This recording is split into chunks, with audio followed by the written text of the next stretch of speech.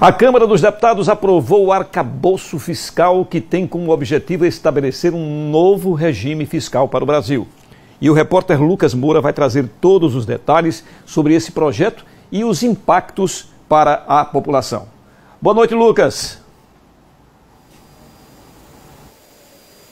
Boa noite a você, Gilvan. Boa noite também a todos que nos acompanham. Para que a gente possa entender melhor que impactos são esses, nós pediremos a ajuda do Cleverson Chevel, ele está aqui conosco, é advogado tributarista e presidente do Instituto Tributário de Sergipe. Conversa conosco a partir de agora.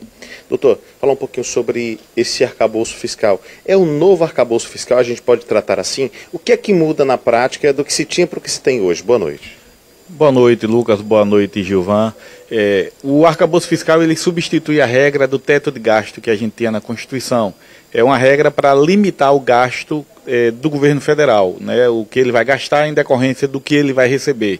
Então essa regra fiscal é uma regra que se espera que se aplique a partir de hoje por diante. Antes a gente tinha a regra do teto de gasto, era uma regra constitucional e não foi cumprida por diversas razões. A exemplo da Covid, isso impactou nas despesas públicas e no ano passado o governo acabou gastando 85 bilhões a mais do que o que devia, extrapolando o teto de gasto. No ano anterior gastou 604 bilhões a mais. Então essa regra da regra fiscal, o novo arcabouço fiscal, como é chamado, ele delimita o que o governo vai gastar em função do que ele vai arrecadar e cria uma flexibilidade, possibilitando que nos anos seguintes já se tenha uma regra do que vai gastar de despesa, do que vai ter de despesa, em decorrência do aumento da arrecadação e levando em conta também a inflação.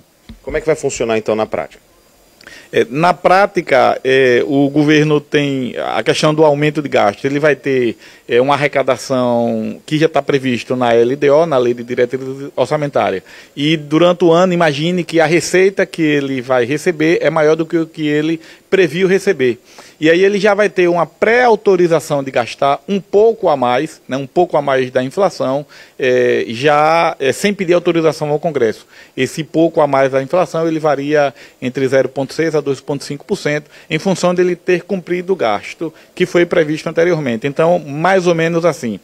Se ele respeita a regra primária da receita e despesa primária, ou seja, se ele respeitou o que está lá na LDO e não gastou mais do que o que devia, ele vai ter como bônus a possibilidade de gastar um pouco a mais durante o exercício, até esse limite de 2,5% mais inflação, desde que a arrecadação também seja superior.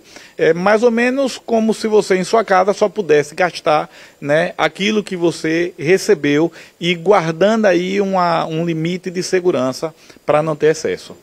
Existe, lógico, são regras que dão conta daquilo que o governo federal deverá fazer, mas existe algum tipo de impacto direto aos estados, aos municípios? O impacto direto para Estado e município, ele vem em relação aos investimentos. Se você estabelece uma regra fiscal clara, você sinaliza o que é que o governo vai fazer com o recurso público. E para os estados e municípios é importante porque ele já determina que você vai manter a capacidade de investimento, de desenvolvimento do país. Quando você não tem uma regra fiscal pré-estabelecida, além de você criar um tumulto na economia, uma incerteza na economia, você ainda cria a possibilidade de governos populistas que iriam gastar dinheiro aí com Bolsa Família, com pessoal, despesa com pessoal, e isso é ruim porque isso inviabiliza o investimento. Então, quando você tem uma regra fiscal clara, o investidor, o Estado, os municípios, eles sabem previamente o que vai acontecer e isso possibilita que o Brasil continue investindo e se desenvolvendo. Então, rapidamente, na prática, é uma boa medida. É uma boa medida. A aprovação ocorreu agora na Câmara, ela primeiro foi votada na Câmara, foi para o Senado e retornou para a Câmara.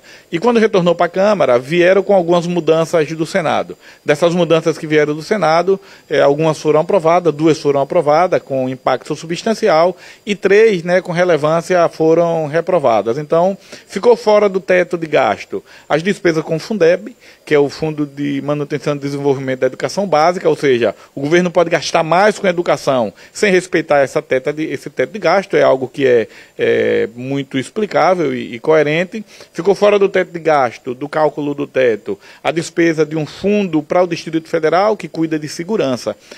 E foi reprovado na Câmara, nessa aprovação, algumas despesas como o critério de correção monetária, que possibilitava que o governo gastasse mais 40 bilhões, e também despesa com ciência e tecnologia, que também teria sido excluído e foi mantido no teto de gasto, e mais outros itens, mas assim, foi uma aprovação que foi muito importante para o mercado financeiro, para os estados, para os municípios.